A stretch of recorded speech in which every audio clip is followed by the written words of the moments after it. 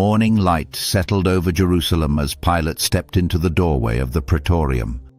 He already felt the weight of the day pressing on him. Outside waited the chief priests and elders, the leaders of the Sanhedrin, refusing to enter the Gentile building during Passover for fear of becoming unclean. To them, breaking purity laws was more dangerous than demanding an execution. Caiaphas, the high priest who had declared Jesus guilty of blasphemy, stood in front. Beside him was Annas, his powerful father-in-law and former high priest. With the elders and scribes behind them, they represented the full force of the Jewish council that had decided Jesus must die. Their faces were tight with determination as they demanded Pilate come out to hear their case. When Pilate asked what charges they brought, one answered sharply, "We would not have brought him to you if he were not a criminal." They accused Jesus of misleading the people, stirring rebellion, telling others not to pay taxes to Caesar, and claiming to be a king. The crowd behind them began to shout, so Pilate ordered Jesus inside. He wanted a moment away from the noise. Inside the quiet chamber, Pilate faced Jesus. With irritation in his voice, he asked, "Are you the king of the Jews?" Jesus replied calmly, "Do you ask this yourself, or have others told you about me?" Pilate shook his head. "Your own nation handed you over to me. What have you done?" Jesus said, "My kingdom is not of this world. If it were, my servants would fight to prevent my arrest. But my kingdom is not from here." Pilate frowned. "So you are a king?" Jesus answered, "I came into the world to speak the truth. Everyone who loves the truth listens to my voice." Pilate turned away, muttering, "What is truth?" Then he walked back into the courtyard. Facing the restless crowd, he announced, "I find no reason to charge him." But the people shouted that Jesus caused trouble from Galilee all the way to Jerusalem. At the word Galilee, Pilate saw a way out. Jesus belonged to Herod Antipas's jurisdiction. Pilate quickly sent him away. Hours later, soldiers returned Jesus. Herod had mocked him, questioned him, and refused to make a judgment. Pilate stepped out again. "Herod found nothing wrong with this man, and neither do I. I will punish him and release him." But the crowd roared louder, stirred up by the chief priests.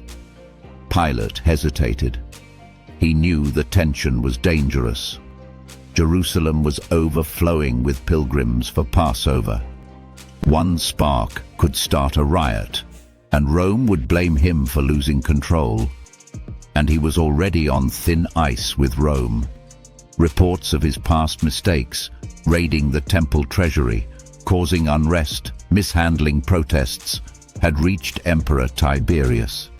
One more complaint could end his career, maybe even his life. As he stood there, a messenger pushed through the crowd and handed Pilate a small message written on papyrus from his wife. "I had a troubling dream about this man," she had written. "Have nothing to do with him. He is innocent." Pilate's anxiety deepened. Romans feared omens. Now even the gods, it seemed, were warning him. In a final attempt to avoid condemning an innocent man, he used the Passover custom. Every year, one prisoner could be released. He offered the choice: Barabbas, a known murderer and rebel, or Jesus. Caiaphas and the priests moved through the mob, whispering, urging, guiding. Soon the whole crowd thundered one name: Barabbas. Pilate raised his hands. "Then what should I do with Jesus?" "Crucify him," they shouted. "Why?" he asked. "What crime has he committed?" But the crowd only roared louder, "Crucify him!" Then the priests delivered the threat Pilate feared most: "If you release this man, "You are no friend of Caesar. Anyone who claims to be a king opposes Caesar." Pilate froze. Those words could destroy him. If they sent a report to Rome saying he protected a man claiming kingship, Tiberius would see it as treason. Pilate felt his control slipping, the crowd swelling, the danger rising. Defeated, exhausted, and terrified for his own future, he called for water. In front of everyone, he washed his hands.